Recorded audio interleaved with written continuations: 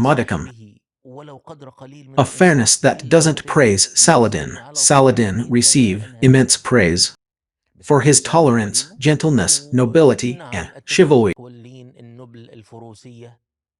means that الديانة Europeans الفروسية الأوروبيين كانوا معروفين admired him بالذوات greatly to إلى the درجة point that التي they صنعوا fabricated لها lies أكاذيب and legends وأساطير about him, تجعل صلاح الدين مسيحيا.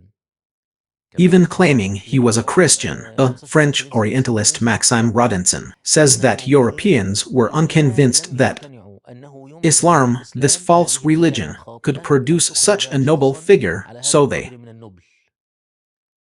فصاروا resorted to Christian يلتفتون legends. لأساطير مسيحية. منها For مثلا example, أمه one legend كانت claims that his mother was originally a European Christian, but while on a pilgrimage to Jerusalem, her ship was wrecked and she was captured by Muslims. Saladin's father married her and she gave birth to Saladin, secretly teaching him Christian principles. That's why Saladin is such a great figure. Another legend says that Saladin, due to his frequent interactions with Christians, became inclined towards Christianity to the point that, on his deathbed, he summoned representatives of the Jews, Christians, and Muslims and asked each to present their faith. Ultimately, he converted and died a Christian, or a third possibility is that he was one of the renowned knights, but he managed to join the Ayyubid or Zingid army. At that time, it was important to understand that Saladin wasn't a Muslim because Muslims couldn't produce someone like Saladin. Therefore, Saladin was an anomaly for Europeans, untainted by the myths of their medieval religious fanaticism in Europe. There's a German researcher named Carlyle Helen Brand who researched Saladin's image in medieval Europe, stating that this image remained untainted by the presence of the Crusader fanaticism of the Middle Ages. Saladin is a legend for Westerners, and we can say that he was undoubtedly a great figure, one of the kings and leading figures in Islamic history. However, Muslims' veneration of Saladin stemmed from the ordeal of losing Jerusalem, which renewed his image in their minds and hearts. Therefore, you can also say that these matters.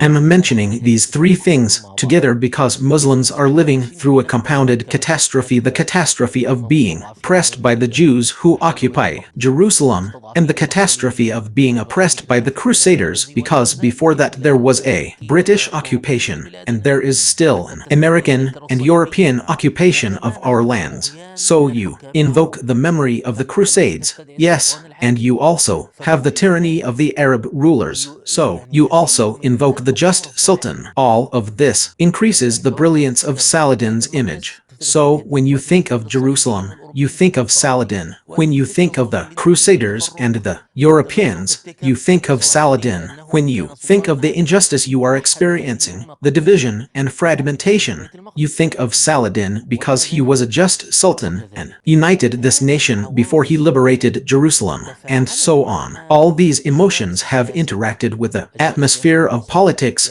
the atmosphere of contemporary politics. For example, someone like Saddam wants to invade Kuwait, or for example, he wants to attack Iran after the revolution, and he is Iraqi. So he invokes Saladin, considering that Saladin destroyed the Shiite Fatimid state. So, consequently, he sees himself, or rather markets himself, as the Arab hero who is repeating Saladin's actions in eliminating the Shiite threat and eradicating Arab division. You're going to fight Iran. Look, we're doing what Saladin did. You're going to fight Kuwait. Look, we're uniting the Arab world. He's Iraqi, and that's why he even renamed the province after Tikrit to Salar al-Din province, in order to evoke and produce films about Saladin. This is one of the political situations he tries to exploit. Of course, the nationalists, Saddam Hussein, And the Syrians also use him because Saladin lived his life in Damascus. While he was born in Iraq, he lived between Egypt and the Levant, and his golden age was in Damascus.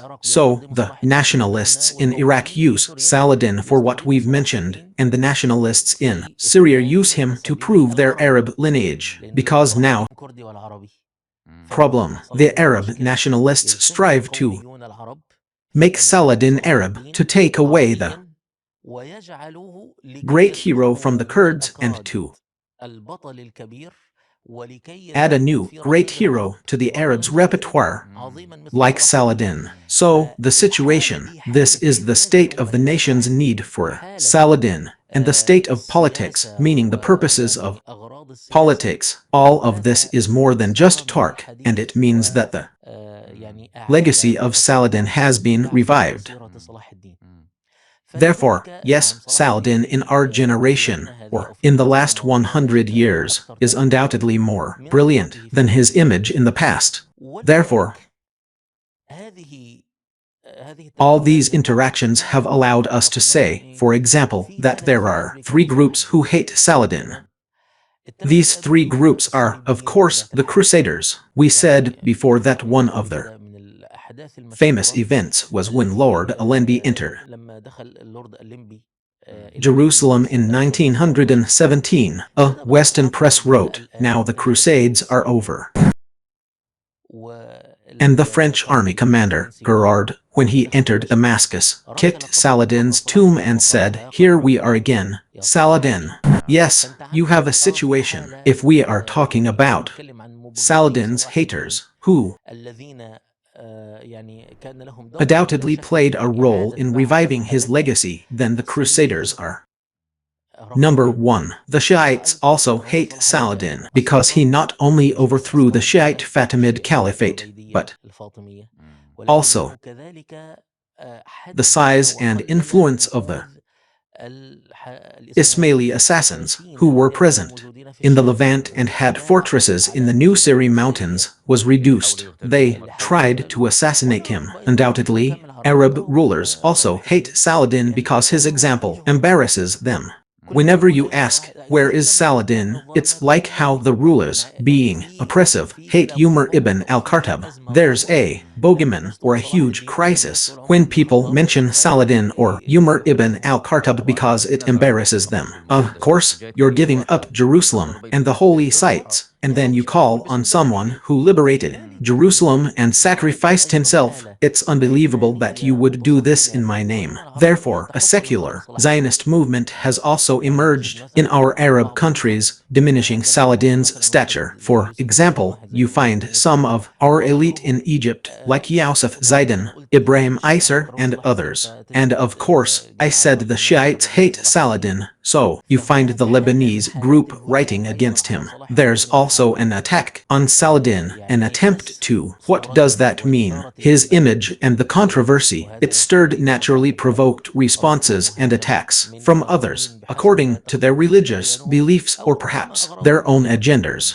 For example, we have Yusuf Zaiden, who said that Saladin was the most despicable figure in human history. Wow, such a level of ugliness. Yes, because Yusuf Zaiden subscribes to the idea that the Al-Aqsa Mosque isn't a mosque in Palestine, but rather a mosque located on the outskirts of Mecca. Yes, he aligns with a Zionist discourse that attempts to strip away the sanctity surrounding the Al-Aqsa Mosque. So, among the figures he attacks is Saladin. The point is that Saladin has become the subject of all these circumstances, and that's why his image has flourished. Research about him has proliferated, writings about him have increased, and translations about him have proliferated. So, Professor Muhammad, is there a problem with me invoking Saladin, praising him, and talking about him? I mean, as a ruler. Yes, Saddam Hussein invoked Saladin and talked about him. The problem lies in that. The problem is that he wants to be aligned with history so that he can use it for corrupt purposes. For example, when you bring up Saladin to use him as an Arab hero against the Kurds, that's a corrupt purpose because Saladin, whether Arab or Kurdish, wasn't wasn't fighting with Arab nationalism in his mind. Neither the Abbasid Caliph, nor the Arabs, nor the Turks, nor the Kurds had this nationalist tendency in Saladin. So, what I mean is, you're using Saladin for corrupt purposes. For example, in Egypt, Yousef Chahine, the famous director, made the film Saladin the Victorious. He wanted to portray the conflict between the Crusaders and the Muslims as an Arab-European colonial conflict, not an Islamic one. So, he falsified history and made a Muslim man, Isr al-Wam, a Christian in the film, to make it seem like an Arab conflict where Muslims and Arab Christians united against the occupying colonial powers. This is a falsification of history because the conflict was a religious one, full of jihad, and the struggle over Jerusalem was a religious one. The problem isn't just in invoking Saladin. It's natural to evoke history when it's relevant and offers lessons and inspiration. The problem is in evoking it for corrupt purposes. Yes, it's important. So, yes, that's it. I mean, he's going to invade Kuwait now, for example, and he'll say, I'm uniting the Arabs just as Saladin united them before the liberation, and so on. So, this is the answer to the first part of the question, that the image of Saladin is undoubtedly higher, stronger, and more deeply rooted in the conscience of the current generations than his image was in past generations. Okay, Professor Muhammad, before you continue, there are two small points. Europeans, I mean, they don't usually glorify any of our heroes or do us justice in history, etc. So why Saladin specifically? I mean, they don't usually glorify anyone. So why did they choose Saladin specifically? Right, because Saladin was incredibly tolerant, and this degree led some Muslim historians from that time until now to see Saladin as excessive in his tolerance. Tolerance means, let me tell you something, my friend. One of our problems in history, one of our contemporary problems in reading and narrating history, is that you find yourself facing someone who knows, you know, the poet who says, if the good deeds I boasted of are sins, then tell me how to apologize. You find someone like Yousef Zaiden, or Ibrahim Isar, or others who say that Saladin is one of the most despicable figures in history. You ask them, how can he be the most despicable figure in history, when even his enemies testified that he was one of the greatest figures in history? For example, my son, the American historian, author of The Story of Civilization, says, opinions have unanimously agreed that Saladin was the noblest of those who participated in the Crusades. With this statement. So, when you say that Saladin was tolerant, I, for one, believe, or rather, I am inclined to believe that Saladin was excessive in his tolerance, and that this was one of his flaws. Yes, that's my opinion. This was one of his flaws. But the objective evaluation of historical figures has truly become lost in our time due to the pressure of liars and forgers. You're going to defend him in a way that makes the listener or reader think you're praising Saladin across the board and not offering an objective analysis. But you're under pressure, even on these stars and icons. Saladin, with his exemplary morals, was capable of many things, like killing many crusaders, pursuing many crusaders, yet you find that he often pardoned, often released prisoners without ransom, often, meaning he could have taken revenge but didn't. All of this led many crusaders in his time to convert to Islam. Wow!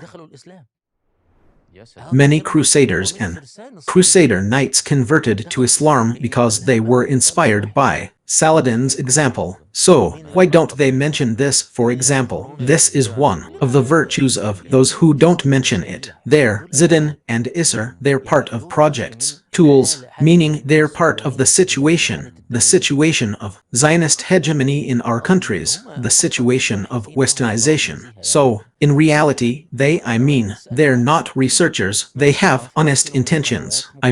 No, these are just tools that enabled the press, enabled the channels, enabled the media outlets, in order to spread these things, but these things don't hold up under the slightest scrutiny. Or does this talk not stand up in any academic circle? No one pays attention to it. Or are you forced to discuss it only because it went to the meat-eater arena? Okay, Professor Muhammad, if we were to study Saladin objectively and examine every detail, we might find that he really should have been more tolerant. Maybe the circumstances around him said, "Brother, that's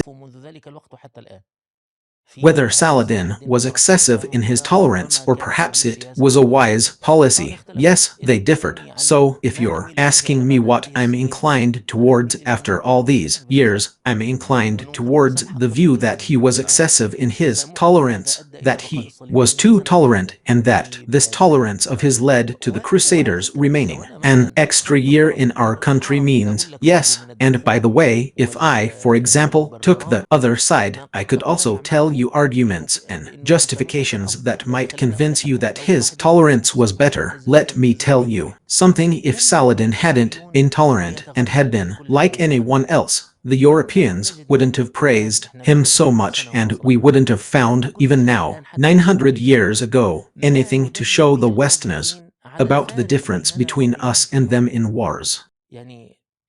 You conquered our kingdom, and forgiveness was our nature, but when you conquered it, blood flowed, and you permitted the killing of prisoners, while we used to pass by prisoners, showing them mercy and pardoning them. This difference between us is enough for you. Every vessel overflows with what it contains. No historian who studies the history of Jerusalem or the Levant can go by without comparing the massacre of 7,000 Muslims when the Crusader army entered with Saladin's merciful liberation. No one can pass by this without pausing to consider it. The example is very plausible. You say, yes, brother, we lost 100 years, for example, with the Crusaders. Yes, we needed another jihad, but Saladin's legacy, which we are proud of, has remained with us for 900 years. And it's true that we still demonstrate to the Crusaders the difference between us and them. And it's true that we gained, even though we lost fighters for, say, 100 years, but we have gained people who convert to Islam because they read Saladin's biography.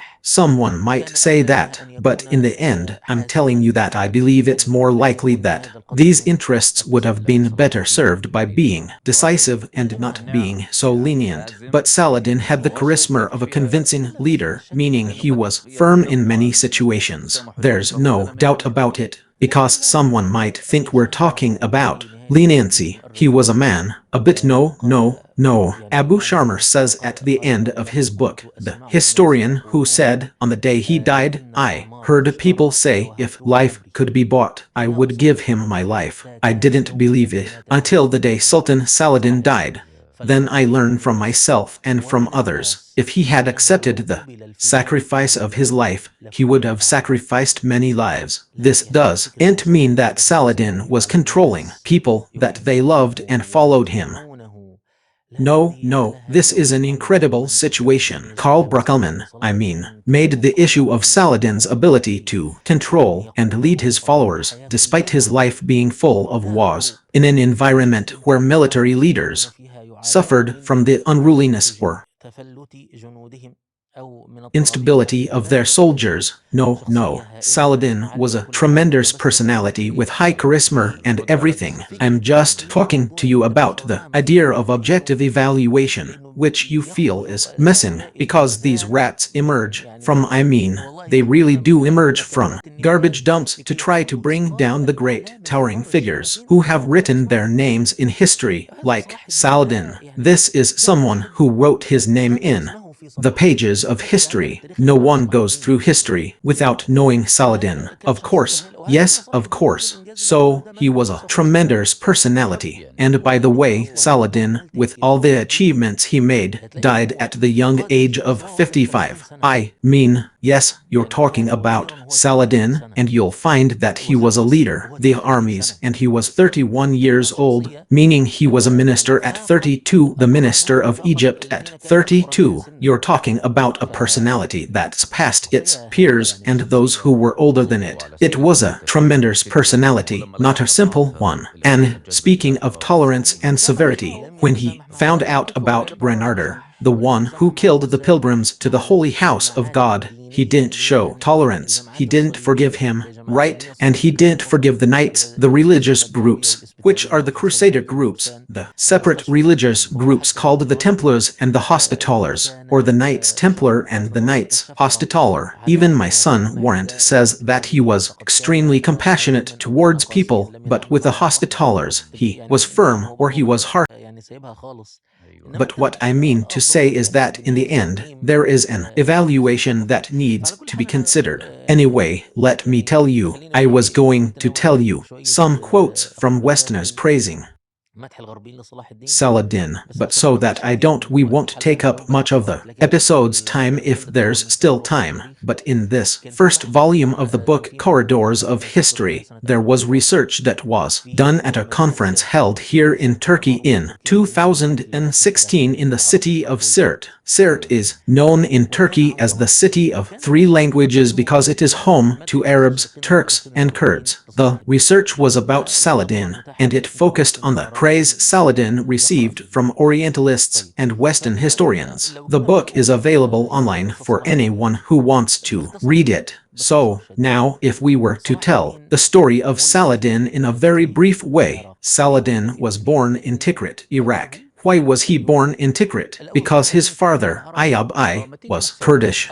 Let's settle this. The most likely scenario is that he was Kurdish, while some Ayyubids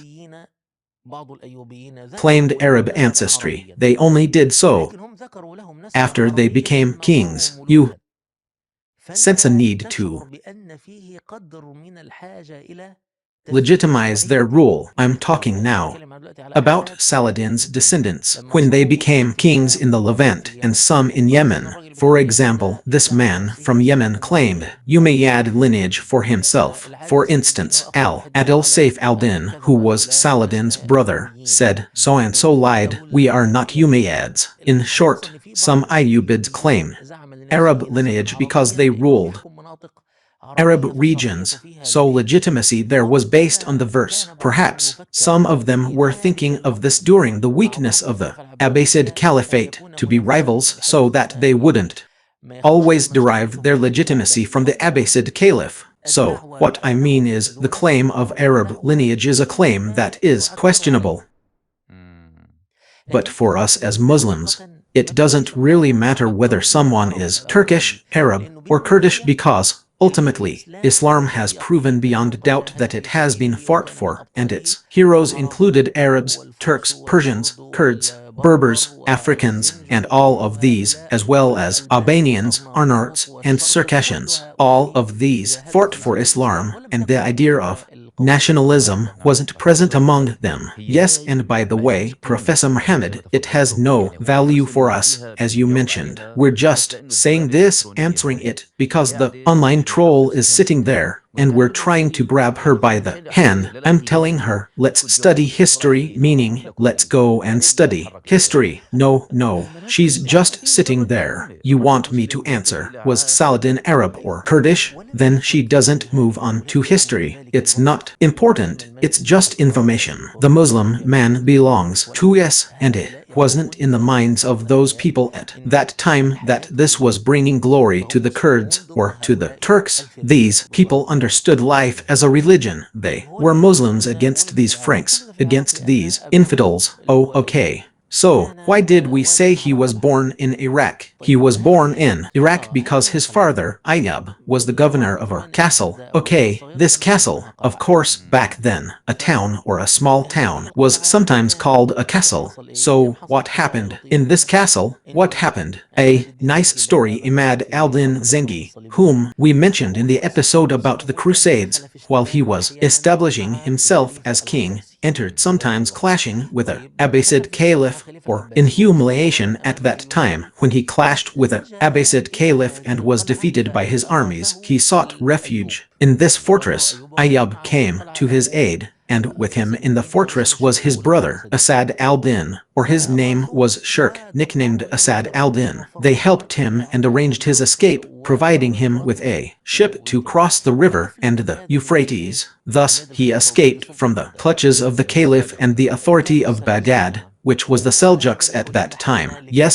the Seljuks were indeed in power then, and as we have described, there were problems and disturbances among them. At that time, the Caliph was trying to navigate these disturbances in order to regain his power. An important thing is that the authority in Baghdad at that time included a minister named Bayruz, who was also one of those trying to restore the Caliphate's power. When Bayruz saw this situation, he exploited an incident that occurred Ayyub and expelling them from the fortress. He did not issue the decree simply for that purpose. He came with his army in front of the fortress and said, "If you don't leave now, if you don't leave by morning, the fortress will be attacked." So, of course, they had to leave. Yes, because he couldn't face the army of Baghdad. He was a owner of a simple fortress.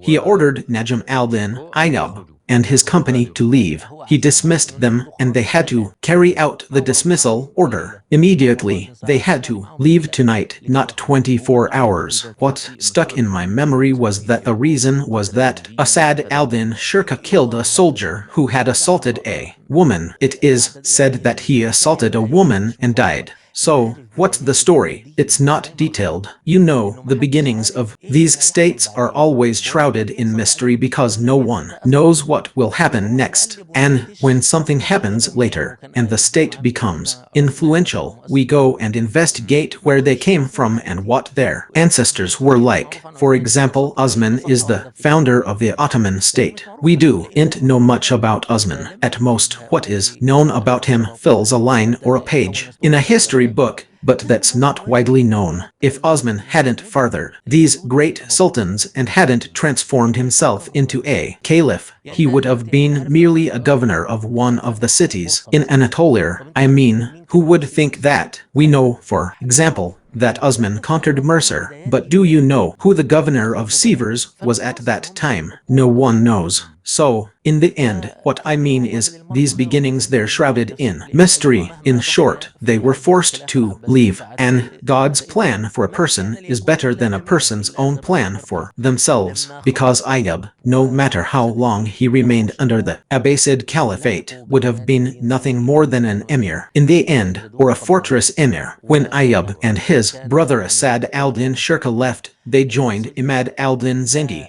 whom they had previously helped. He had already consolidated his rule over Mosul, so he remembered their kindness and added them to his army. And not only did he add them to his army, but he discovered in them tremendous abilities, to the point that they became the elite of his commanders. Yes, so Asad al-Din Shirka became his army commander, and the army commander of his son after him, Nur ad-Din, was Najm ad-Din, and he became one of his governors over the cities, including Baalbek, which is in Lebanon now. So, in this atmosphere, the Ayyubid family began to be an ally or supporter of the Zengid dynasty. Saladin spent most of his youth in Damascus because his father moved between Nur ad-Din and Mine ad-Din Honor, who was the head of the Damascus army and the governor of Damascus. Saladin grew up in Damascus, and it is reported that he used to say, "Damascus is the most beloved of God's lands to me." He was influenced by Damascus and was present at the siege of Baalbek. Later, he became an envoy between his father in Damascus and his uncle in Aleppo with Nur ad-Din, both under Nur ad-Din's authority after the unification of Damascus and Aleppo, which is considered the unification of the Levant, something Nur ad-Din accomplished. This was Saladin's first prominence. Of course, little is really known about Saladin at that time, except that he was a lover of religion and a lover of scholars, And of course, Saladin. He was a jurist and knowledgeable about caravans and genealogies, and he had a poem in a doctrinal system, and he was a Shafi in doctrine. So my point is that as a person, you feel that his upbringing was religious, but since he was found in this family, he also held some positions in Damascus. But when will he stand out, O Salar al-Din? He emerged at the age of 28, when his uncle Asad ad-Din Shirkuh insisted on taking him to Egypt. We mentioned in the episode about the Crusades that Nur ad-Din unified the Levant, and a race ensued between the Zengid Muslims and the Crusaders for control of Egypt. Egypt itself was in chaos, with disagreements and unrest among the ministers. One minister, Shawar, sought the aid of the Zengids, while another, Durdum, sought the aid of the Crusaders. This led to a race between the Crusaders and the Muslims for control of nephew, Saladin. This marked the beginning of Saladin's rise to prominence. How old was Saladin? At that time, he was 27 or 28 years old. He had already experienced 3 very intense battles in Egypt. We mentioned that Muslims and Crusaders clashed twice in Egypt, returning without a decisive victory. There was a siege in Bilbais in the Sharqiya region, followed by a siege in Alexandria. The 2 sieges were Saladin's first military experiences. He displayed bravery, competence, and intelligence. He was close to his uncle, Asad al-Din Shirkuh. When Asad al-Din Shirkuh assumed the vizierate after Shawar killed him. Following the events we mentioned, Al-Adid wanted to attract this elite fighting force, so he appointed Asad al-Din as vizier of Egypt at that time, effectively making him the Sultan of Egypt, the prime minister, the de facto ruler. A caliph had the honor, the prestige, and the treasures, but the one who actually ran things was Asad al-Din Shirkuh. Asad al-Din served as vizier for 2 or 3 months before he died. Then the vizierate came to Saladin, who was 31 years old. Yes, only 31 years old. He had been the ruler of Egypt for 31 years. Of course, the vizierate doesn't come to just anyone. He was certainly convincing and capable, and without a doubt he was. Also, the caliph, the Fatimid in Egypt, wanted to attract this power, and I mean now. You have Asad al-Din Shirkuh. Are you sure that his complete loyalty is to Nur al-Din? This is someone who lived with him for years and liberated with him the areas of the Levant and fought with him in the Crusades. So, you are sure that Asad al-Din, who is almost 60, lived in Egypt for 5, 6, or 7 months, and his loyalty is to Nur al-Din. But Saladin, the young man of 32, who fought with Nur al-Din a lot, it is very possible that if you tracked him to you, he will be a power for the Fatimid state, and it is very possible that he will not think of removing the Fatimid state. Yes, now, didn't I tell you that when you want to test someone's morals, give him a position? Yes, right or no? Most people fail this test, the test of positions, the test of leadership. This is a tremendous test. The last thing that comes out of the hearts of the righteous is the love of leadership. Oh yes, that's why the Fatimid Caliph al-Ubaidi chose Saladin. Even though he was the youngest of the military leaders present, he chose him and brought him under his command. Okay, and on the other hand, Nur ad-Din also didn't know Saladin. I mean, we are presenting history objectively now. Yes, I know Asad ad-Din, I've dealt with him, and we fought wars together. I know Asad ad-Din, but I don't know Saladin, and we didn't fight wars together. So it's very possible that the idea of becoming independent in Egypt crossed his mind. And this is Egypt. If someone is the governor of a medium-sized city or a small city, he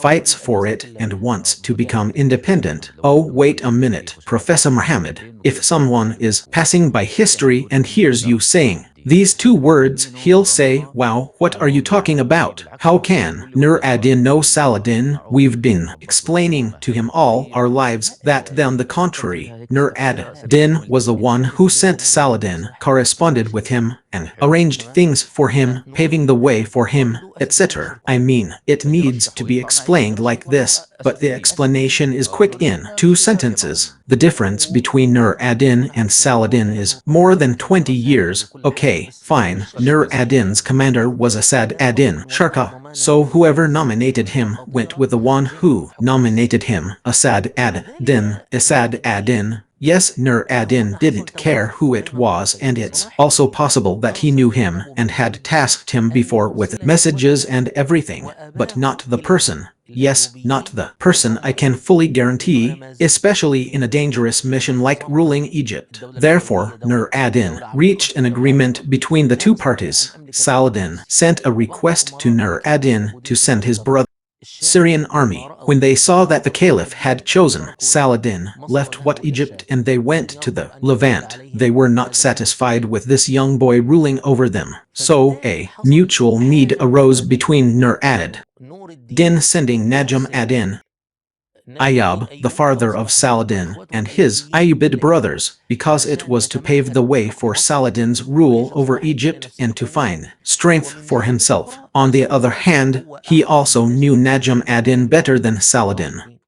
Najm ad-Din had also fought extensively with us in jihad, and he was one of the reasons for Nur ad-Din's conquest of the Levant. However, there was a danger that this Ayyubid family might become independent in ruling Egypt. So, look, there are always calculations, especially the calculations of politicians. What is the point? These are the risks. Everything has its advantages and its risks. It's true that Najm ad-Din Ayyub and his brother Saladin came and formed a bloc. On the other hand, the Fatimid Caliph, as soon as the Ayyubids arrived, showered them with governorships, positions, and money, hoping to wrest them from Nur ad-Din and make them join Saladin. Now, my friend, if you're looking at the scene, let's divide the two scenes. If you put yourself in Nur ad-Din's place, Nur ad-Din has now achieved a tremendous accomplishment. He spent his whole life unifying Syria,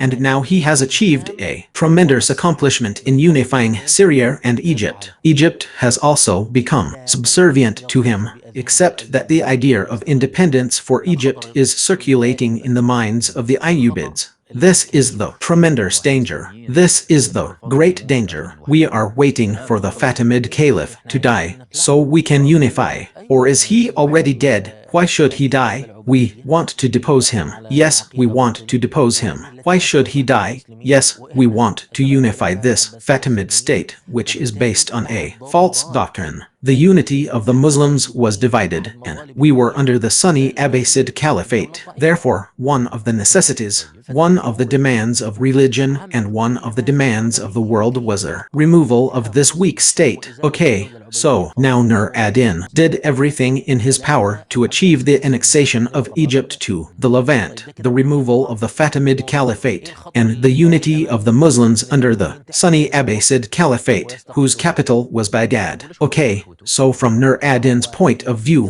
what was an enormous danger before him? That the Ayyubids would covet Egypt and become independent. So why did he send his brothers to Saladin? Because in the old system, Saladin alone wouldn't be able to do anything with a state. Nur ad-Din was convinced, so he sent him. Yes, he was convinced. It was a necessity, with some doubts. It was a necessity. You had to make sure Saladin could control the country. Okay, after he had established himself there, because there was a deep state, there were the administrators, there were armies. I love wisdom. I love wisdom. Okay, he sent his brothers and worked on it so that he could actually establish control. Okay, from Saladin's perspective, the situation was as follows. The Fatimid Caliph intended the situation as follows. The Ayyubids were more deserving of being ministers in his state, its leaders and rulers, than mere loyal loyal followers of Nur ad-Din. So what was Saladin's protocol in the Fatimid state?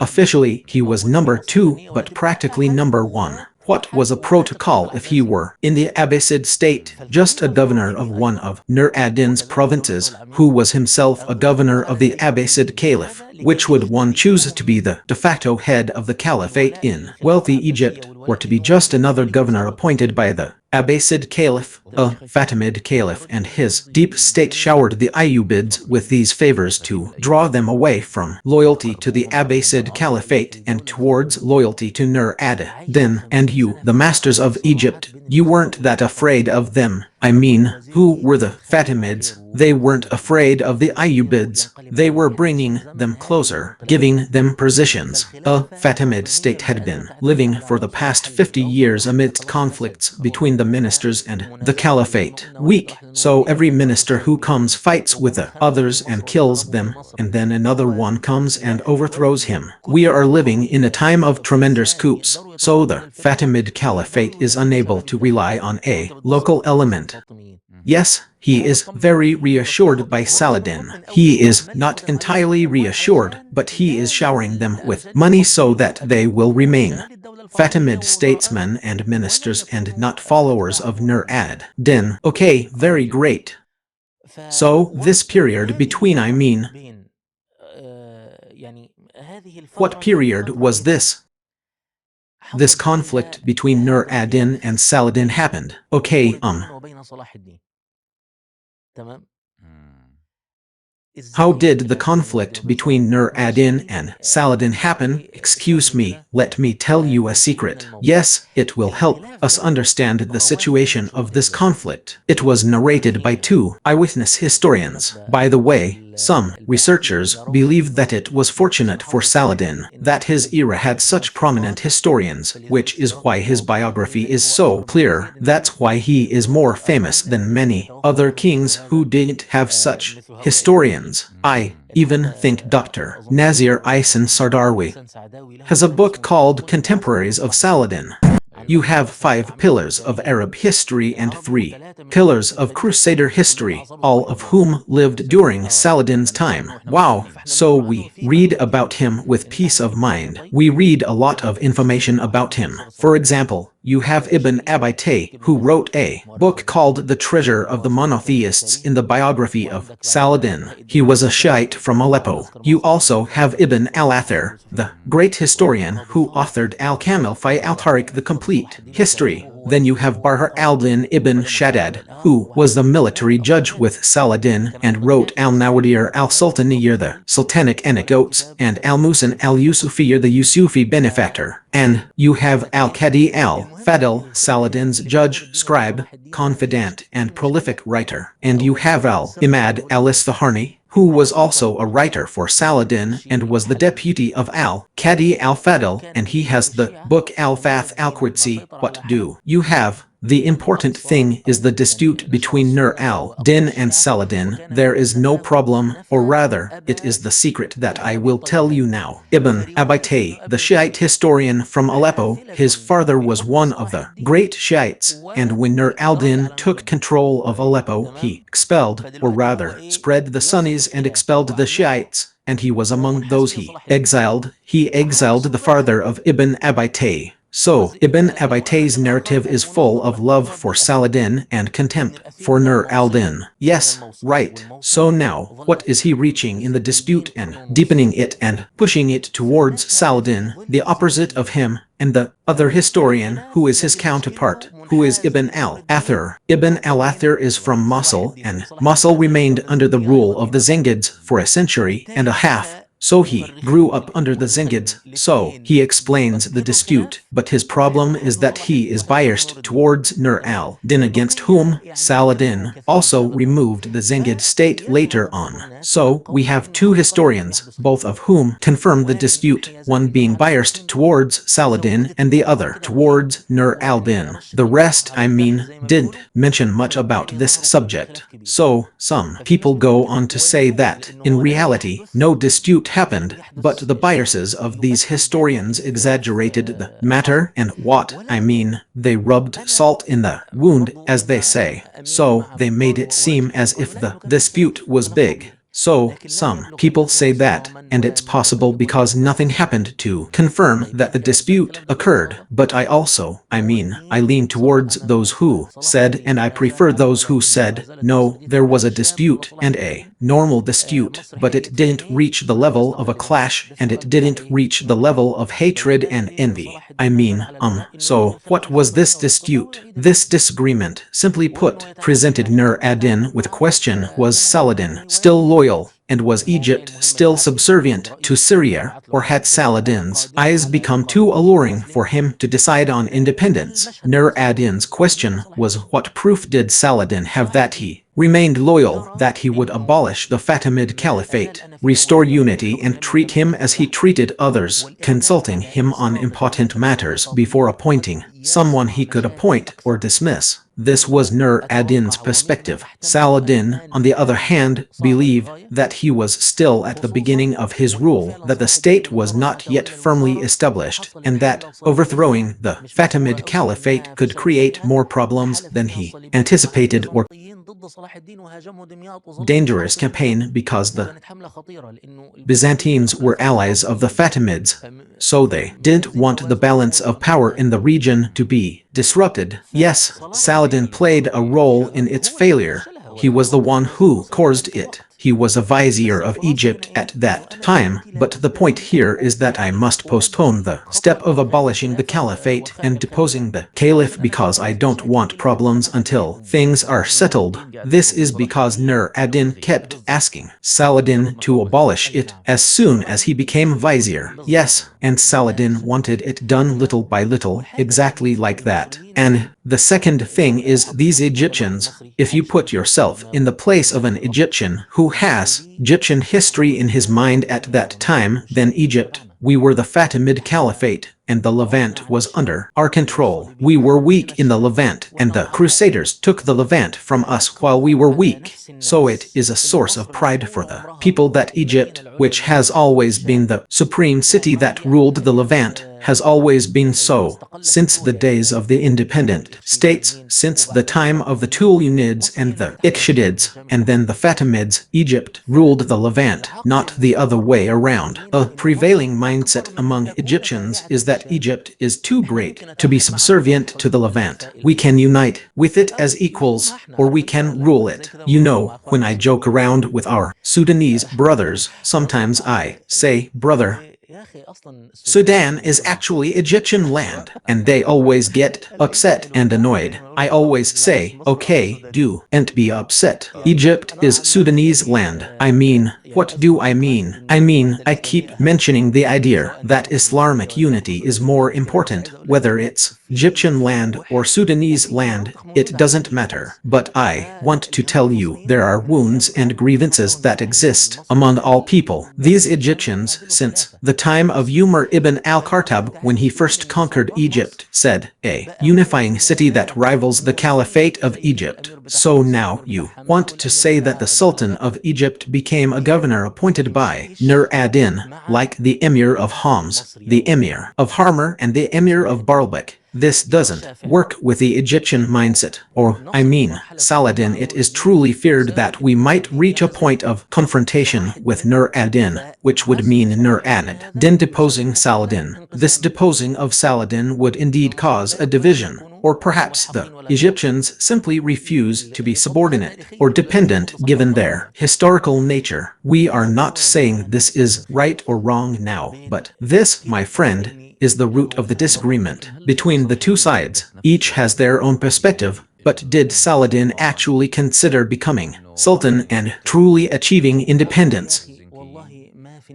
Only God knows what is in people's hearts. So, you're saying he might have thought of that. Perhaps Saladin was only human after all. Yes, but there's nothing written down. No, nothing is written down, because the truth is Nur ad-Din summoned Saladin twice. Both times something prevented Saladin from meeting Nur ad-Din. The first time, there was a rebellion from remnants of the old Fatimid regime. A Second time, Saladin's father was on his deathbed, so Saladin returned, but he didn't arrive until after his father had passed away. So, both times, the confrontation between Nur ad-Din and Saladin didn't happen. The year that after him, Nur ad-Din died.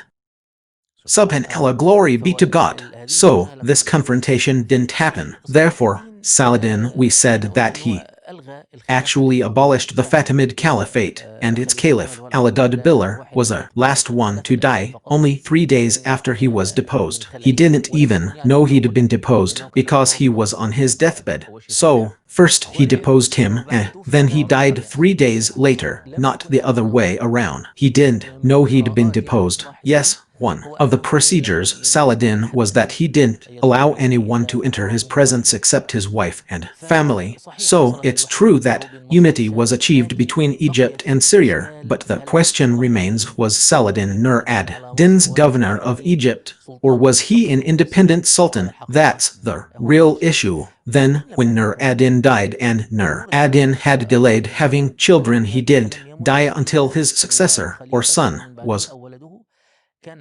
only 11 years old. So, when he was only 11, this young boy, you could say, became a plaything in the hands of Nur ad-Din's emirs, and Nur ad-Din's emirs fell out with him. The division returned, each one wanting to be the guardian and ruler over Salih Ismail, the son of Nur ad-Din. Conspiracies arose among them, and in one such conspiracy they expelled him from Damascus, the seat of the kingdom, to Aleppo, so that he would be with other people. It seemed that the Levant, which had been unified, and with it Egypt, had entered another phase of fragmentation. As these princes competed for the throne, the country was divided, and some even sought the help of the Crusaders against the others. It was as if what Nur ad-Din had built was now on the verge of collapse due to this conflict and division. So, Saladin returned the favor to Nur ad-Din, or rather, Egypt returned the favor to the Levant.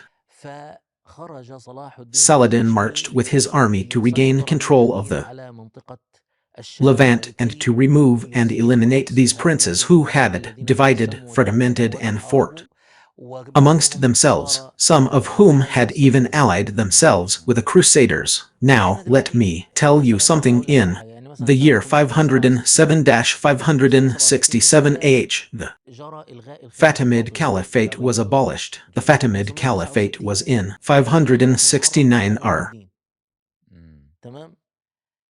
1175 C. At the beginning of that year, in Muharram, Nur ad-Din died. Okay, so in 569 R 1175 C, Saladin would be 35 years old. Saladin was born in 532 AH 1145 CE, so he would be 37 years old. From that moment, Saladin would spend about 10 years unifying the Levant once again, and then unifying the Jazira region, the area between the Euphrates and Tigris, which is northern Iraq and eastern Turkey today. He would consolidate his kingdom, which would encompass Egypt, Cyrenaica, Barkar, Lydia, Yemen, the Hejaz, the Jazira, and the Levant, a vast area. Of course, a vast area. This took a great deal of time and effort. Then he would proceed well. It wasn't a matter of one stage followed by another, because these stages overlapped. During these stages, he would sometimes make peace with the Crusaders, and sometimes with these princes, and alliances would be formed between them. The Crusaders and the princes against him,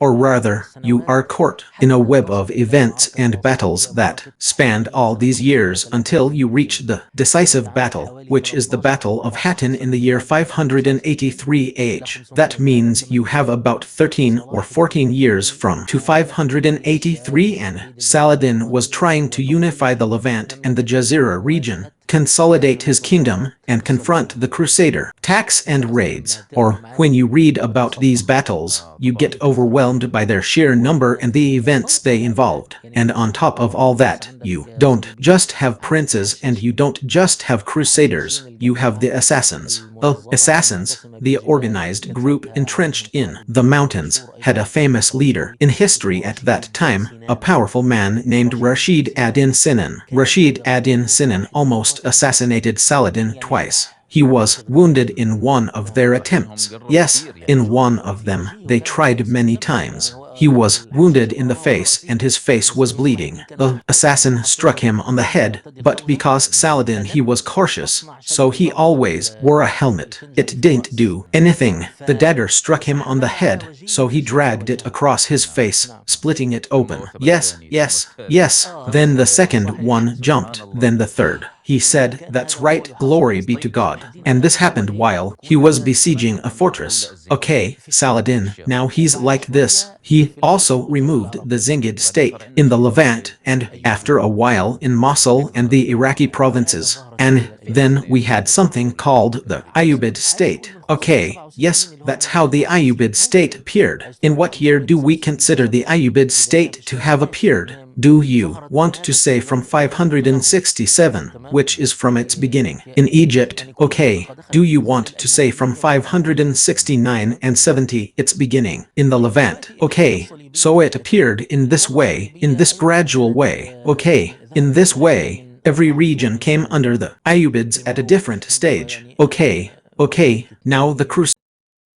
2 kings in succession died, young and inexperienced among the Crusaders, and then the king went to a young king called the Leper King. He was young, but he suffered from leprosy, a disease that causes the skin to peel off. This king was intelligent and brave, but he didn't live long because his skin fell off. Then the king would go to his young daughter, and guardians would come to her. For example, the guardian of this young son would be his mother. Since his mother couldn't be the guardian, she would either marry someone else, or a male relative would be chosen to be the guardian. These upheavals allowed for the emergence of a very famous criminal figure in history, Renaud de Chatillon, the French knight. Renaud de Chatillon came during the Second Crusade, but he was captured and remained imprisoned in Aleppo for maybe 15 years, maybe more. I forget the exact number now. He was released as part of a deal between the Emir of Aleppo, the guardian of Salih Ismail, and the Crusaders against Saladin. In their conspiracy against Saladin, they released Crusader princes who were prisoners without ransom. They also paid money to get the Crusaders to move so that Saladin would lift his siege of Aleppo. Reynold of Shirifius was the reason for reaching the decisive battle, the Battle of Hattin. How was this man so ruthless? Look, his idea that he was a knight, strong and courageous, all that's true, but his ruthlessness, his lack of morals, his lack of consideration. This man, long before he became influential, married the widow of the governor of Antioch, whom Nur ad-Din had killed in the war.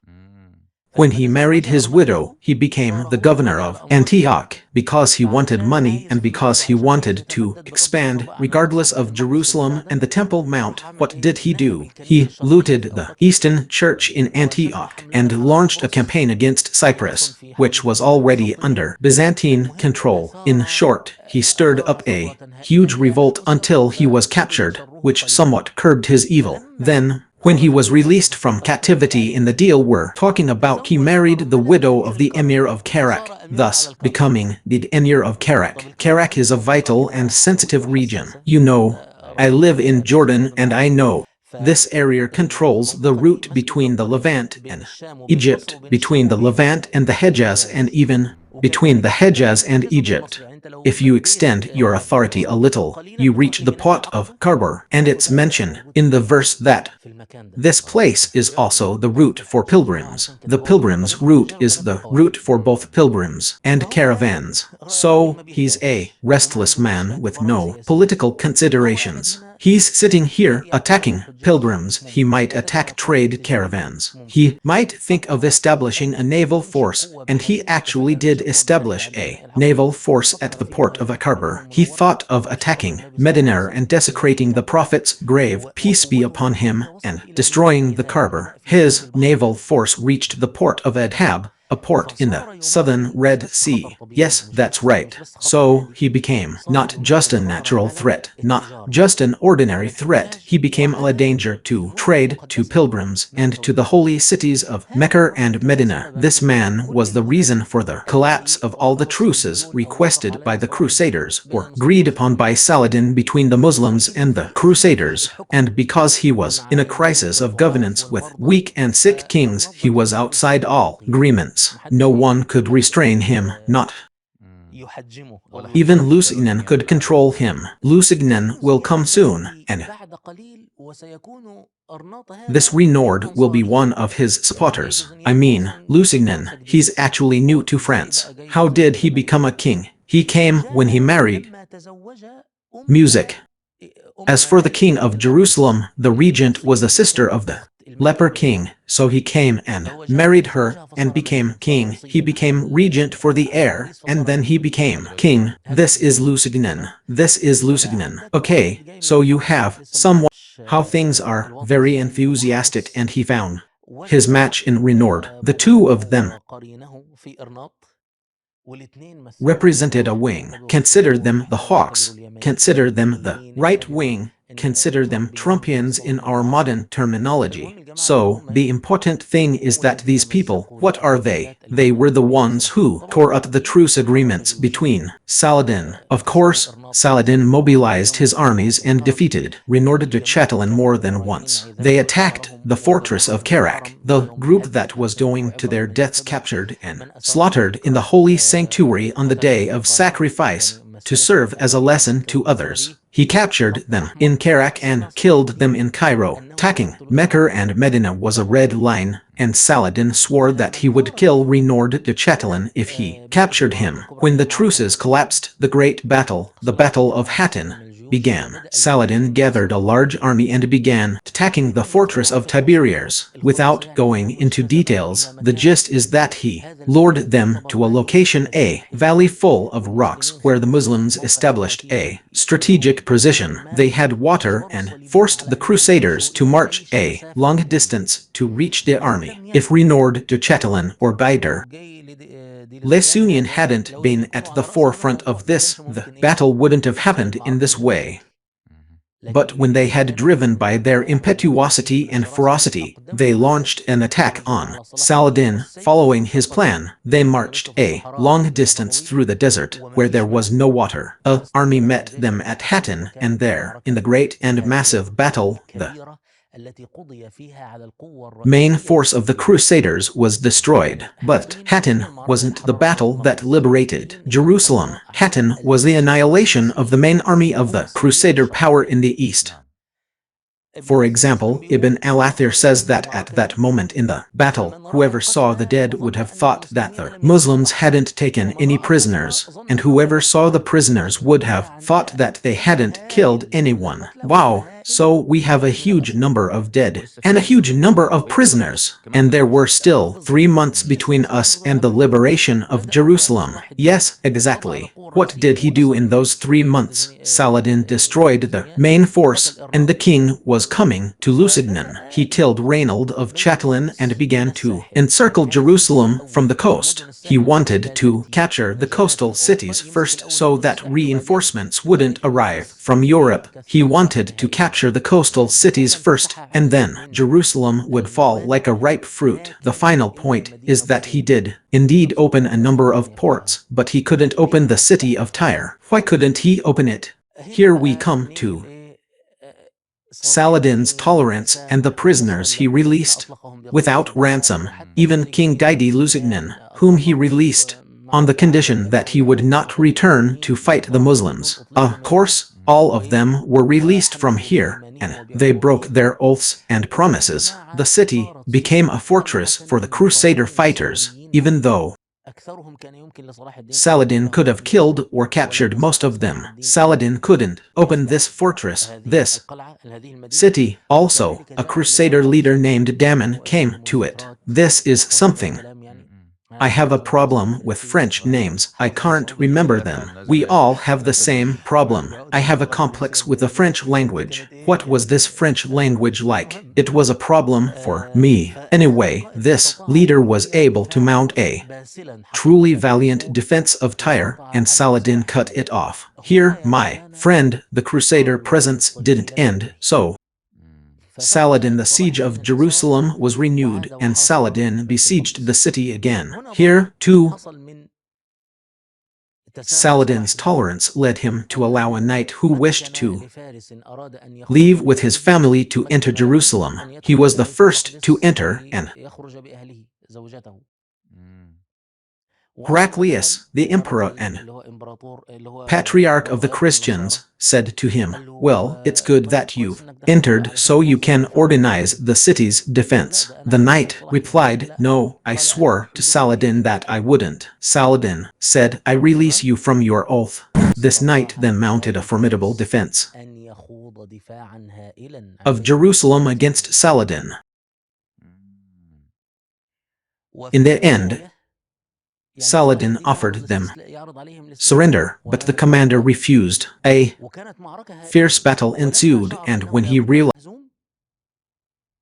to Saladin seeking safe passage, Saladin said, "Why should I grant you safe passage, now when I could take it by the sword, as I offered it to you before?" The knight replied, "By God, if you don't offer us safe passage, if you don't grant us safe passage, we will kill the Muslim prisoners we have, destroy the dome of the rock, kill our sons and wives, and come out to fight you like no other." He feared death, and this was a severe obstacle, also caused by Saladin's tolerance. So some people are saying, yes, I mean, Ibn al-Athir, and I told you that Ibn al-Athir had a problem with Saladin, but he says about the city of Tyre, the blame lies with Saladin, for he is the one who filled it with fighters and men. Of course, he didn't fill it intentionally, but that's what happened. So, the conclusion is that the rest of Saladin's story is that he liberated Jerusalem. The city of Tyre, of course, had a problem. Like an electric shock that swept through Europe, the nations of Europe mobilized the strongest crusades, the Third Crusade, which included Richard the Lionheart, the famous figure, as well as Lip Augustus, king of France, and Frederick Barbarossa, king of Germany. These were enormous armies that came 3 years after the liberation of Jerusalem. He liberated Jerusalem in 583, and this crusade came in 586. This crusade was truly enormous, truly dangerous, truly powerful. But God, may he be blessed and exalted, bestowed his favor upon the Muslims. By order of the German army, which is considered one of the strongest, or the largest armies, it took the land route and not the sea route. And when it took the land route, it was headed by an emperor, Frederick Barbarossa, a powerful emperor. But despite his strength, even though he was 90 years old, this man, while bathing in the Göksu River here, in Turkey I don't know how to describe it exactly, but it's near Kenner, south of Kenner. While bathing in this river, he caught a cold, suffered a heart attack, a stroke, and died, so his army dispersed. Yes. If you imagine the situation if this army hadn't dispersed, we would have been facing a catastrophe. By God, it was because Saladin, with great and immense difficulty, repelled the other two armies, the English and the French. He repelled them with great difficulty. What happened? This was a massive force that came, and Richard the Lionheart. And what happened? The gist of the matter, I think we even mentioned it in the last episode, is that Saladin had all the strength he possessed After these long years of continuous jihad and wars began to cause some cracks in his army, all he could do was keep Jerusalem liberated, while the Crusaders recaptured a number of coastal cities that Saladin had liberated. In short, the Crusader campaign's strength was focused on regaining the coast and conquering Jerusalem. All of Saladin's strength was focused on never relinquishing Jerusalem, and this matter ended after about a year and a half, and then 2 years of negotiations between Richard the Lionheart and Saladin. So the Crusaders retained what they had regained of the coastal cities, and Jerusalem remained open to pilgrims. But they couldn't recapture Jerusalem because Saladin fought fiercely to defend it. He fought absolutely fiercely. The Treaty of Ramler was signed in 589 R. A few months later, Saladin, may God have mercy on him, died at the age of 5. So, in this way, he died in Damascus. He died in Damascus, of course, and was buried in Damascus. We said the man had a weak hand, meaning that the reason for this was that, to my knowledge, after these long battles, he was asked to return to his family, and a large part was discharged, meaning we go and rest a little, and so on. So, the campaign was at a time when the number of the army was already small. It is true that it was the custom of armies at that time not to fight in winter because winter is full of storms. Often, when they are entering a stage of drought and food shortages because it is not the harvest season, so armies always have no food, no supplies, no provisions. So it is generally the custom of those times that fighting takes place in the spring and summer. These times returned, so this campaign came at that time. Of course, this campaign came with its provisions and quickly gathered the armies to it again.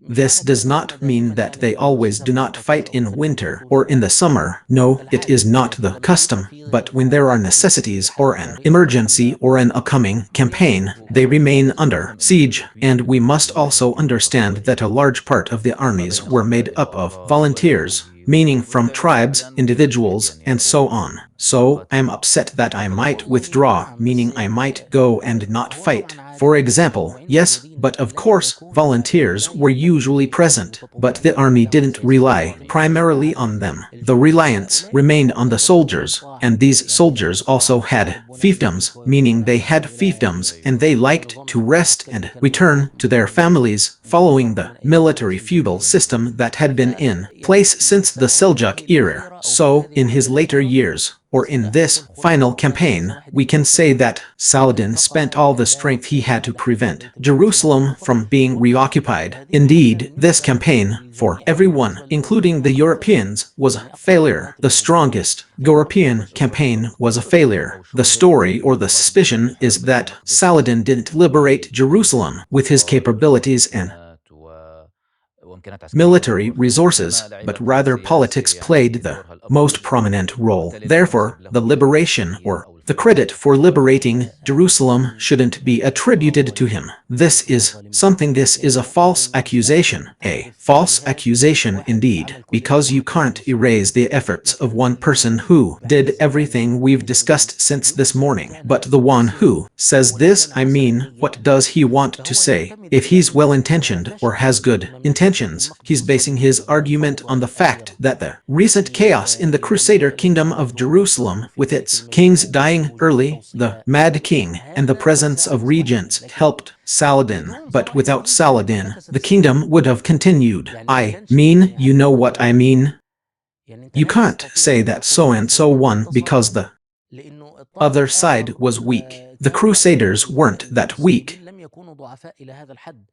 Otherwise they would have remained in Antioch and Tripoli. The rest of these kingdoms remained, and of course, in Acre, Jeremiah and Dioscorides later joined them, and in Tyre, and then reinforcements came to them. So, if you want to say that he liberated Jerusalem because of their weakness, then how do you explain his ability to maintain control of Jerusalem with the immense power that came his way? That's very unfair, but we can't deny that God blessed and exalted is he, when he sees the sincerity of his believing servant, bestows upon him divine favors. Among these divine favors is that, amidst this turmoil, the German leader drowned in the river, and his army dispersed. These are things the Mujahideen ask for. They are among God's blessings upon them. And under the title do not despair, by the way, the moment his father and uncle were expelled from the fortress of Tikrit, on that very day Saladin was born. Indeed, victory might be right beside you. You might see someone who is the next president or the next leader, and you wouldn't even know it. Truly, I know, Sheikh Murad, each one of us has experienced situations in life where we saw that God's plan for us was better than our own. And truly, we've all had situations that upset us,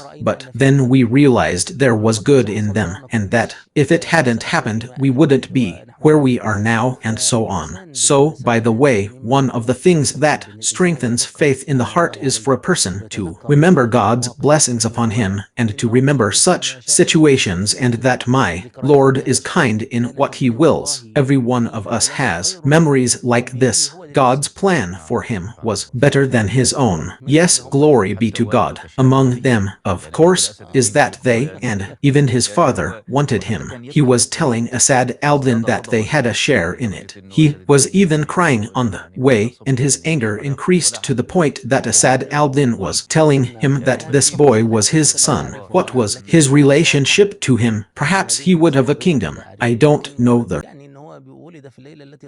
something came. Indeed, it is mentioned that Saladin had 17 children.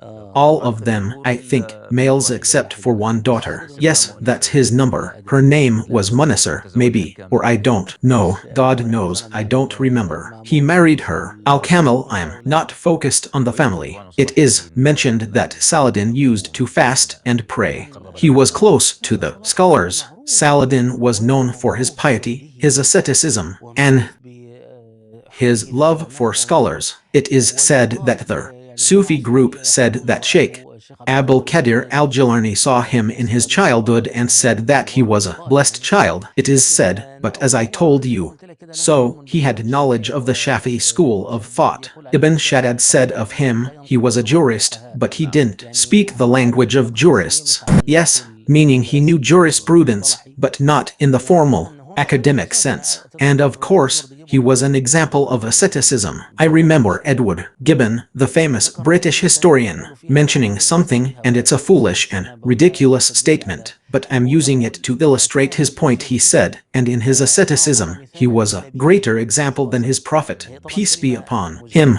It's certainly an unfair and ridiculous statement, but that's how the Western Europeans interpreted it. They interpreted it as, for example, that he didn't marry many women. They interpreted it as, so-and-so didn't marry many women. So, Saladin was an example of asceticism, and this is one of the things Ibn al-Athir mentioned when he said that when the Muslims didn't complete the siege of Tyre, Ibn al-Athir said, so-and-so and so incited him to do so. He said, and the Muslim merchants and wealthy people as well, for they knew that if he continued the siege of Tyre, he would borrow money from them, and they didn't want to lend to him because of his extreme asceticism and scrupulousness regarding people's money. He would borrow from the merchants and the wealthy in order to spend on jihad, and when he died, there were only dinars or less in his treasury, meaning a small amount, 36 dirhams and a dinar and a dinar. Yes, or in one narration, even 48 dirhams. It's possible he didn't leave behind a house, a garden, or land. Glory be to God, he was an ascetic. Yes, he was a scholar, and he didn't like to use hadith except with a chain of narration from the one who narrated it to him. Glory be to God, from what I read about him, it's true. And here, my master, on the occasion of this hadith, get to know Bahr al-Din ibn Shaddad. This means that he was Bahr al-Din, may God have mercy on him. He used to perform Hajj. Of course, as I told you a while ago, he used to perform Hajj to Mecca, Medina, and Jerusalem. So he went to Jerusalem, and at the time he was staying in Damascus, he summoned him and heard the hadith from him with a chain of narration. He liked it and told him, "You should be my scribe." Glory be to God, glory be to God. Okay, what are the most important lessons and morals from all that we have talked about, Professor Muhammad? Yes, by God, look, the story of Saladin is full of lessons, full of lessons. I mean, what can I focus on? Lessons we need in our lives now, and this is important. Yes, the first thing is that there is a book called This Is How the Generation of Saladin Appeared, and this is how Jerusalem became normal.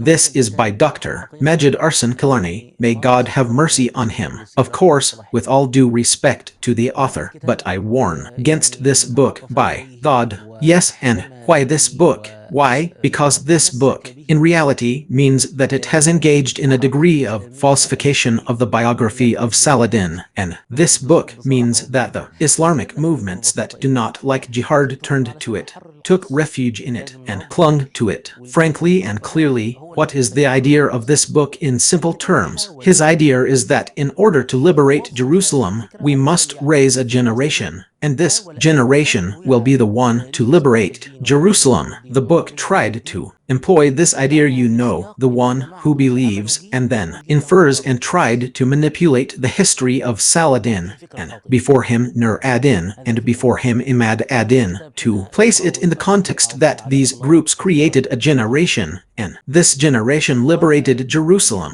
This idea is wrong. This idea is wrong. And when a historian reads this book, he will fall into many errors. Institutions. If Saladin hadn't been from the Ayyubid family, which was in power under the Zengid dynasty, he wouldn't have been able to do anything. As for her, Ayyubid Imad ad-Din Zengi, he established the authority of Nur ad-Din, who ruled the state of Saladin. These people didn't emerge in mosques, corners, Sufi lodges, and cafes until they created a Muslim generation, and that Muslim generation was then able to wage jihad. Truth is, reform begins with authority, and people follow the religion of their rulers. This is important, Professor. Yes, this is extremely important. Professor Muhammad, you're saying there are two theories of reform, or gradual reform, starting from the bottom up, or starting from the top of the pyramid and working your way down. Yes, so you see the correct and best approach, the one that history has shown, as reform begins with the ruling power. The beginnings are a force, a group, a vanguard, or a vanguard that works on spreading the message a little, not to create a generation, but to gain power. With this power, they seize control of the government, and when they do, their reform expands and their struggle begins. Yes, and that's why, in contemporary terms, even many Islamic movements, sometimes I like to use riddles in some lectures or courses and keep names obscure. Even regarding the Islamic movements I'm talking about, Imad al-Din is considered a terrorist, and outside the authority of the caliph, he established his own state and became independent. In short, my friends, reform begins with corruption from authority, and this is something that has been written and spoken about extensively, so I won't elaborate further. But now, Saladin didn't liberate Jerusalem because he focused on spreading the faith among the Egyptians and the Syrians, and he brought scholars close to him. Yes, he brought scholars close to him, and he was the sultan who conquered Jerusalem, and he had an army and soldiers, but his idea was to build a generation, and that generation would be the desired victory. This is a fact. Now, the saying "as you are, so shall your rulers be" is a very weak hadith. It has only been narrated through two chains of transmission, and both contain unknown narrators. Even in the insightful commentary of Sheikh al-Albarni in his book Silsilat al-Hadith al-Dhaifer series of weak hadiths, he comes to this point and says, the course of history has been different. Umar ibn Abd al-Aziz came to a people and then passed away, and the people were the same people. Meaning, a generation came before Umar ibn Abd al-Aziz came. Then Umar ibn Abd al-Aziz died after 2 years. There was a change in the generation, so Umar ibn Abd al-Aziz passed away. This is a fact, not our hadith. A hadith is weak, as I told you. It's not our hadith. But where do you go from when the victory of Allah comes and the conquest, and you see the people entering into the religion of Allah in multitudes? After the victory comes the entry of people into the religion of Allah. The religion of God is in groups, as Abu Bakr said. How long will this matter continue? He said, as long as your leaders are upright. Umar said, do you know what destroys religion? He mentioned among them the humiliation of the scholar, the argument of the hypocrite using the book, and the rule of misguided leaders. Uthman said, God restrains through authority what he does not restrain through the Quran. And he meant many things from the path. And it is our right, Professor Muhammad, to be proud of our leaders,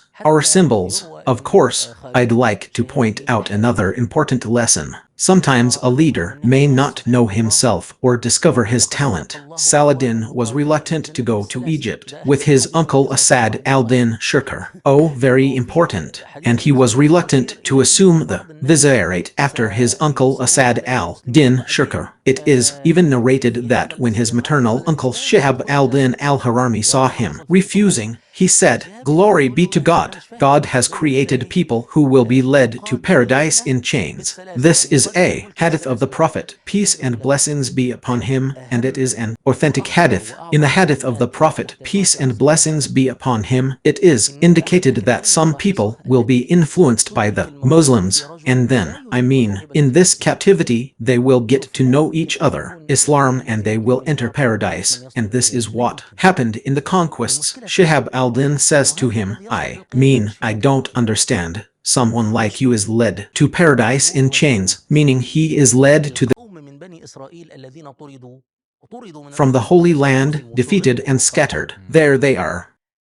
When they said to their prophet, send us a king so we may fight in the way of God, God revealed to them who is the leader. They were surprised that Saul should be king over them, since they were more deserving of the kingship than him, and he hadn't been given much wealth. Well, Saul was there, defeated and expelled from the Holy Land with his people. He possessed the gift and potential for leadership, but he wasn't aware of it himself because he was burdened with it and didn't challenge it, nor were they aware of it in him. His gift for leadership wasn't revealed until God revealed, God has appointed Saul as your king. God has chosen him over you and increased him in knowledge and stature. So, look at this same person when he wasn't a leader and the nation was defeated. This same person, when he assumed leadership, needed only 313 men to liberate Jerusalem. Imagine, someone like Saladin would have been overlooked had it not been for Asad al-Din Shirkuh seeing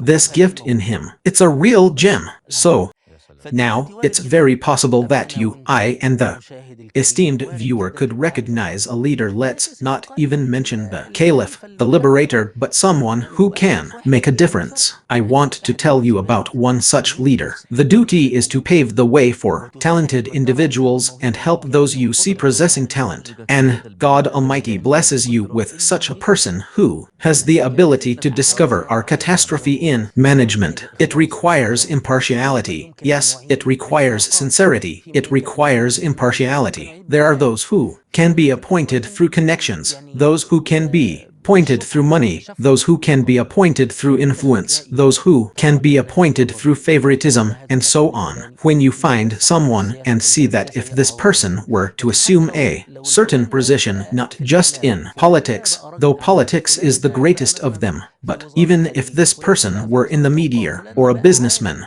or someone in the Ministry of Foreign Affairs, or someone in the Ministry of Religious Endowments, or someone who is a scholar in his field, Just make way for them. The Prophet, peace and blessings be upon him, said, when authority is entrusted to those who are not qualified, then await the hour. Striving to entrust authority to those who are qualified is one of the most important duties for everyone who hears and sees us. You must strive to ensure that authority is entrusted to those who are qualified. Make way for those who you see him as deserving of a certain position, and help him achieve it. Undoubtedly, I know my life, and you know yours. I swear to God, there are countless examples of scholars who became renowned and influential. Their lives would have ended while they were struggling in the mud. Farming and agriculture had a wise sheikh not noticed them and nurtured them for the first year or two, or connected them with someone who would support them until they completed their studies. The bottom line is that one of the most important lessons in Saladin's life is to pay attention to these talented individuals. Another lesson is, if I see myself as a leader or believe I have this ability to seize power, yes, but it requires selflessness and sincerity, because people are always self-absorbed. The Prophet Joseph said, "Appoint me over the storehouses of the land. Indeed, I am a knowing guardian." So, if a person sees the ability within themselves, they should seize it and step forward when the opportunity arises. But sincerity and selflessness are essential, because it will either be for God or for themselves. And there are also people who are deceived about themselves. Just as some people neglect their own rights,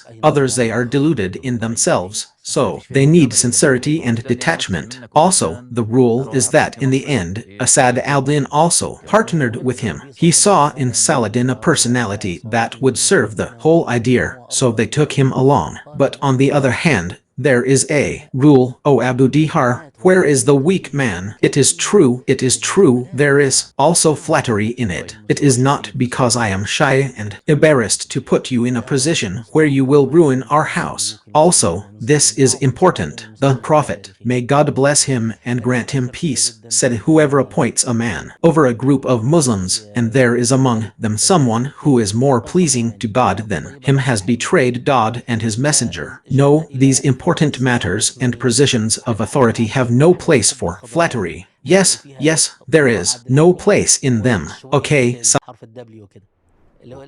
water wheel was a gift from the Germans. We woe and say more about it. When this man came and visited the East, he visited Jerusalem and Saladin. One of the most remarkable poems that deeply affects me is Shorty's poem when he recited it during this visit. Its opening lines say, "Great among men is he who weeps for the dead and mourns them, even if they are his own bones." And he says to him, "Do you know which sultan you are greeting and which kingdom you are bringing peace to?